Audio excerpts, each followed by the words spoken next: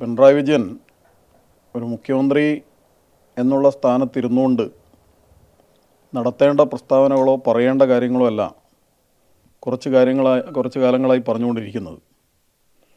ശ്രീനാരായണ ഗുരുദേവൻ്റെ ചൈതന്യം തുടിച്ചു നിൽക്കുന്ന ശിവഗിരിയിലെ തീർത്ഥാടന വേദിയിൽ വെച്ച് ശ്രീനാരായണ ഗുരുദേവൻ്റെ ആശയങ്ങളെയും ചിന്തയെയും അദ്ദേഹത്തിൻ്റെ ജീവിതത്തെയുമെല്ലാം പൂർണ്ണമായും വക്രീകരിക്കുന്ന നിലയിലുള്ള പ്രസ്താവനകളാണ് ഇടത് പക്ഷത്തുള്ള ആളുകൾ അവിടെ ചെന്ന് നടത്തിക്കൊണ്ടിരിക്കുന്നത്. ഇവരോരോരുത്തരും ഗുരുസ്വാമികൾ തന്നെ പറഞ്ഞതുപോലെ കുരുടൻ ആനയെ കണ്ടതുപോലെയാണ് നാരായണ ഗുരുവിനെയും നാരായണ ഗുരുവിൻ്റെ ദർശനത്തെയും കണ്ടുകൊണ്ടിരിക്കുന്നത്. പണ്ടൊരു കഥയുണ്ട്, ഒരാൾ ഒരു എലിക്കൂടുമായി ആനയെ പിടിക്കാൻ പോയ കഥ. അത്തരമൊരു വിഡ്ഢിത്തമാണ് പിണറായി പോലുള്ള ആളുകൾ നാരായണ ഗുരുസ്വാമിയെ പ്രതി ചെയ്തുകൊണ്ടിരിക്കുന്നത് എന്ന കാര്യത്തിൽ ഒരു സംശയമില്ല. ശ്രീനാരായണ ഗുരുദേവൻ അദ്ദേഹത്തിൻ്റെ ജീവിതം തന്നെയാണ് അദ്ദേഹത്തിൻ്റെ ആശയങ്ങളുടെ ദർശനങ്ങളുടെ ഏറ്റവും പ്രധാനപ്പെട്ട ആവിഷ്കാരം എന്ന് പറയുന്നത്. രണ്ടാമത് അവിടുന്ന് നടത്തിയ ഗുരുദേവൻ കേരളം മുഴുവനും നടത്തിയ ക്ഷേത്രപ്രതിഷ്ഠകളാണ്. ആ ക്ഷേത്രപ്രതിഷ്ഠകൾ ഹിന്ദു ദേവീദേവന്മാരുടെ പ്രതിഷ്ഠകളാണ് ക്ഷേത്രങ്ങൾ അദ്ദേഹം നടത്തിയിട്ടുള്ളത്. അത് കേരളത്തിന് പുറത്തും സിലോണിലും എല്ലാം നടത്തിയിട്ടുള്ളത് തന്നെയാണ്. ശ്രീനാരായണ ഗുരുദേവൻ്റെ കൃതികളാണ് അദ്ദേഹത്തിൻ്റെ കാലശേഷം ഗുരുദേവനെ മനസ്സിലാക്കാനുള്ള മറ്റൊരു ഉപാധി. അവ 10-50 വരും. അവയെല്ലാം സനാതനധർമ്മത്തിൻ്റെ ഉപാസനാമൂർത്തികളായ ദേവീദേവന്മാരുടെ സ്തുതികളും സ്തോത്രങ്ങളും കീർത്തനങ്ങളും ഉപനിഷത്തുകളിൽ ഉൾപ്പെടെ ആവിഷ്കരിച്ചിട്ടുള്ള അദ്വൈത ദർശനത്തിൻ്റെ സരളവും ലളിതവുമായ വ്യാഖ്യാനങ്ങളുമാണ് ഗുരുദേവൻ നിർവഹിച്ചിട്ടുള്ളത്. ശ്രീ നാരായണ ഗുരുദേവൻ്റെ ജീവിതത്തിനു ശേഷം ഈ കാര്യങ്ങൾ എങ്ങനെയാണ് നടത്തിക്കൊണ്ടു പോകേണ്ടത് എന്നതിനെ സംബന്ധിച്ച് അദ്ദേഹം ഒരു സന്യാസി മഠം സ്ഥാപിച്ചു. ശിവഗിരി ധർമ്മസംഘം ട്രസ്റ്റ് സ്ഥാപിച്ചു. ആ സന്യാസി പരമ്പരയിലൂടെ തൻ്റെ ജീവിത വീക്ഷണത്തെയും ദർശനത്തെയും നടത്തിക്കൊണ്ടുപോകാനാണ്, അതിനെ പ്രചരിപ്പിക്കാനാണ് നാരായണ ഗുരുദേവൻ ശ്രമിച്ചത്. അപ്പോൾ ഇതെല്ലാം വ്യക്തമാക്കുന്നത് എന്താണ്? ശ്രീനാരായണ ഗുരുദേവൻ തന്നെ പറഞ്ഞിട്ടുണ്ട്, ശങ്കരൻ്റെ മതം തന്നെയാണ് നമ്മുടെയും മതം. ശങ്കരാചാര്യർ എന്താണോ പറഞ്ഞത് ആ പറഞ്ഞതിനെ കുറച്ചും കൂടി വിപുലമായി ജനകീയമായി കേരള പരിപ്രേക്ഷ്യത്തിൽ അവതരിപ്പിക്കുകയാണ് ശ്രീനാരായണ ഗുരുദേവൻ ചെയ്തത്. ഇടതുപക്ഷം എന്താണ് ഇപ്പോൾ ചെയ്തുകൊണ്ടിരിക്കുന്നത്? അവർ ശ്രീനാരായണ ഗുരുദേവനെ പോലുള്ള മഹാപുരുഷന്മാരുടെ പിടിച്ചുകൊണ്ട് അവർക്ക് എതിർക്കേണ്ടുന്ന ആളുകളെ പുലഭ്യം പറയാൻ വേണ്ടിയിട്ട് മഹത് പുരുഷന്മാരെ മറച്ചു വെച്ചുകൊണ്ടാണ് അവർ ഇത്തരം കാര്യങ്ങൾ ചെയ്യുന്നത്. ശ്രീനാരായണ ഗുരുദേവൻ ആദ്യമായി സ്ഥാപിച്ച അരുവിപ്പുറത്തെ പ്രതിഷ്ഠയുടെ ശതാബ്ദി ആഘോഷത്തിന് വേണ്ടി 1858 അതിൻ്റെ സംഘാടകന്മാർ എക്കാലത്തെയും വലിയ മാർക്സിസ്റ്റ് നേതാവായ EMS നമ്പൂതിരിപ്പാടിനെ ക്ഷണിക്കുകയുണ്ടായി. EMS കയ്യോടെ ആ ക്ഷണം നിരസിക്കുകയാണ് ചെയ്തത്. എന്താ അതിൻ്റെ കാരണമായിട്ട് EMS പറഞ്ഞത് നാരായണ ഗുരു പ്രതിഷ്ഠിച്ച ക്ഷേത്രത്തിൻ്റെ പ്രതിഷ്ഠാ വാർഷികത്തിന് ഞാൻ പങ്കെടുത്താൽ, ശതാബ്ദിക്ക് പങ്കെടുത്താൽ ഞാൻ ക്ഷേത്രപ്രതിഷ്ഠ അംഗീകരിക്കുന്നതിന് തുല്യമാണത്. അതുകൊണ്ടാണ് ഞാനതിൽ പങ്കെടുക്കാത്തതെന്നാണ്. അപ്പോൾ നാരായണ ഗുരു നടത്തിയ പ്രവൃത്തിയെ അംഗീകരിക്കാൻ ഇവർക്ക് പറ്റില്ല. ആ പ്രതിഷ്ഠാ ശതാബ്ദിയിൽ പങ്കെടുക്കാനുള്ള ക്ഷണത്തെ കൈയോടെ തള്ളിക്കളഞ്ഞിട്ട് നാരായണ ഗുരുവിനെ തന്നെ തള്ളിക്കളയാണ് ചെയ്തത്.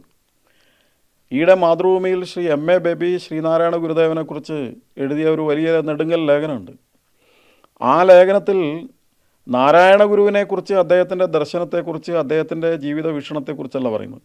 അതിൽ 50 സ്ഥലത്ത് RSS BJPയെക്കുറിച്ചാണ് പറയുന്നത്. സംഘപരിവാറിനെ കുറിച്ചാണ് അതിൽ വിശദീകരിക്കുന്നത്. ശ്രീനാരായണ ധർമ്മ പരിപാലന യോഗത്തെയാണ് അതിൽ ഭത്സിക്കുന്നത്, ആക്ഷേപിക്കുന്നത്. അപ്പോൾ അവർ ചെയ്തുകൊണ്ടിരിക്കുന്നത് ശ്രീനാരായണ ഗുരുദേവനെ കമ്മ്യൂണിസ്റ്റാക്കാൻ വേണ്ടിയിട്ടുള്ള ശ്രമമാണ് നടത്തുന്നത്. ഇത്തരക്കാരോട് പ്രൊഫസർ സുകുമാർ അഴീക്കോട് നേരത്തെ പറഞ്ഞൊരു മറുപടിയുണ്ട്. സുകുമാർ അഴീക്കോടിൻ്റെ നാരായണ ഗുരു എന്ന് പറഞ്ഞ വളരെ പ്രസിദ്ധമായൊരു ഗ്രന്ഥമുണ്ട്. ആ ഗ്രന്ഥത്തിൽ ശ്രീ എ ജോസഫിന് ഒരു മറുപടി, യുക്തിവാദി നേതാവായ ജോസഫിന് അദ്ദേഹം ഒരു മറുപടി കൊടുക്കുന്നുണ്ട്. യുക്തിവാദി നേതാവായ ജോസഫ് പറഞ്ഞത് മതമില്ലാത്തവരുടെ മതം എന്നാണ് ശ്രീനാരായണ ഗുരുവിൻ്റെ ദർശനത്തെക്കുറിച്ച് പറഞ്ഞത്. അതിനെ വിമർശിച്ചുകൊണ്ട് സുകുമാർ അഴീക്കോട് പറഞ്ഞൊരു കാര്യമുണ്ട്. അദ്ദേഹം പറഞ്ഞത് ചില ആളുകൾ നാരായണ ഗുരുവിനെ തന്നെ പോലെ ആക്കി മാറ്റാൻ വേണ്ടിയാണ് ശ്രമിക്കുന്നത്. നാരായണ ഗുരുവിനെ പോലെ തനിക്കായി മാറണം, നാരായണ ഗുരുവിൻ്റെ ദർശനങ്ങൾ പിൻപറ്റണം എന്നല്ല ചില ആളുകൾ ചിന്തിക്കുന്നത്. അവരെ പോലെ നാരായണ ഗുരുവിനെ ആക്കാനാണ് ശ്രമിക്കുന്നത്. എന്നിട്ട് അദ്ദേഹം പറയുന്നൊരു കാര്യമുണ്ട്, നിങ്ങൾക്ക് ശ്രീനാരായണ ഗുരുദേവൻ്റെ മതദർശനത്തെ യുക്തിയുക്തമായി എതിർക്കാം, അതിനു പകരം അദ്ദേഹത്തിന് മതമേ ഇല്ല എന്ന് വിമർശിക്കുന്നത് സത്യനിഷേധം മാത്രമല്ല യുക്തിവിരുദ്ധവും കൂടിയാണ് എന്ന് അദ്ദേഹം പറയുന്നുണ്ട്. അപ്പോൾ ശ്രീനാരായണ ഗുരുദേവനെ അന്ന് യുക്തിവാദി നേതാവായിട്ടുള്ള ജോസഫ്, ആ ജോസഫിന് പറഞ്ഞ മറുപടിയാണ്, സുകുമാർ അഴീക്കോട് പറഞ്ഞ മറുപടിയാണ് പിണറായിയോട് പറയാനുള്ളത്.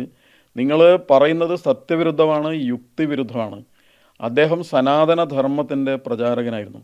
അദ്വൈത മതത്തിൻ്റെ തന്നെ ഭാരതീയ മതങ്ങളുടെ ഹിന്ദു ധർമ്മത്തിൻ്റെ പ്രചാരകനായിരുന്നു. അദ്ദേഹം ഉപനിഷത്തുകളെയാണ് വ്യാഖ്യാനിച്ചത്, അദ്ദേഹം വേദാന്തത്തെയാണ് പ്രചരിപ്പിച്ചത്. അദ്ദേഹം എഴുതിയ എല്ലാ കൃതികളിലും പറയുന്നത് ഇതുതന്നെയാണ്.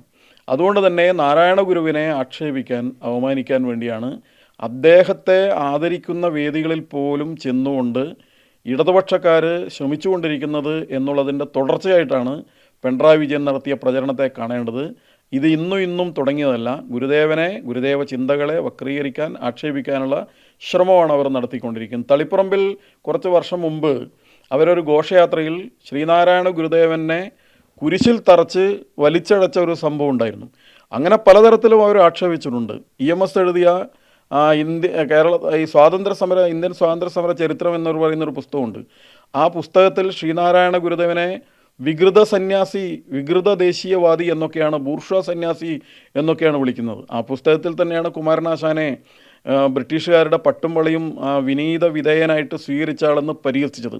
അങ്ങനെ നാരായണ ഗുരുദേവനെയും അതുപോലെ തന്നെ കുമാരനാശാനെയും അതുപോലെ ശ്രീനാരായണ ധർമ്മപരിപാലന യോഗത്തിൻ്റെ നേതാക്കളെയും എല്ലാം എന്നും ആക്ഷേപിച്ച ചരിത്രമാണ് പിണറായി വിജയനും പിണറായി വിജയൻ്റെ പാർട്ടിക്കുമുള്ളത്. അതിൻ്റെ തുടർച്ചയായിട്ട് തന്നെയാണ് ഇന്ന് ശിവഗിരിയിൽ വെച്ചിട്ട്, ആ പവിത്രമായ വേദിയിൽ വെച്ച് വീണ്ടും നാരായണ ഗുരുവിനെ ആക്ഷേപിച്ചുകൊണ്ട് പിണറായി പ്രസംഗിച്ചത്.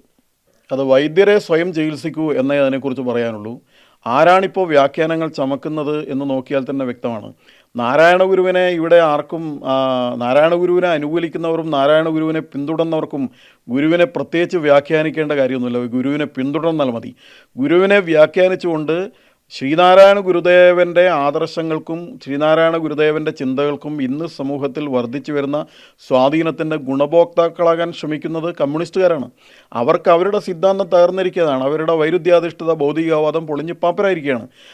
ഇപ്പോൾ അവർക്കാണ് പുതിയ വ്യാഖ്യാനങ്ങൾ ചമയ്ക്കേണ്ടത്. അവർ സ്വയം അത് നിർത്തിയാൽ തന്നെ ഈ പ്രശ്നത്തിന് പരിഹാരമാകും. അല്ലാതെ ശ്രീനാരായണ ധർമ്മപരിപാലന യോഗമോ അല്ലെങ്കിൽ ഇവിടുത്തെ ഹിന്ദു സംഘടനകളോ അല്ലെങ്കിൽ ശ്രീനാരായണ ഗുരുദേവനെ പിന്തുടരുന്ന ആളുകളെ സംബന്ധിച്ചിടത്തോളം അവർക്ക് ആശയക്കുഴപ്പമൊന്നുമില്ല. ഗുരു പറഞ്ഞതിനെ സംബന്ധിച്ച് യാതൊരു തരത്തിലുള്ള മതിഭ്രമവും അവരെ സംബന്ധിച്ചിടത്തോളം. ഗുരു പറഞ്ഞത് സനാതനമാണ്, പറഞ്ഞത് വേദാന്തമാണ്, ഗുരു പറഞ്ഞത് ഹിന്ദുമത തത്വങ്ങൾ തന്നെയാണ്. അതുകൊണ്ട് തന്നെ അതിനെ പിന്തുടരുക എന്നുള്ളത് അവരെ സംബന്ധിച്ചിടത്തോളം, അവർ യഥാർത്ഥത്തിലുള്ള വീക്ഷണവുമായിട്ട് മുന്നോട്ട് പോകുക എന്നുള്ളത് അവരെ സംബന്ധിച്ചിടത്തോളം സത്യത്തിൻ്റെ വഴി സ്വീകരിക്കലാണ്. അതുകൊണ്ട് തന്നെ ഒരാശയക്കുഴപ്പവും അതിനെ സംബന്ധിച്ചില്ല.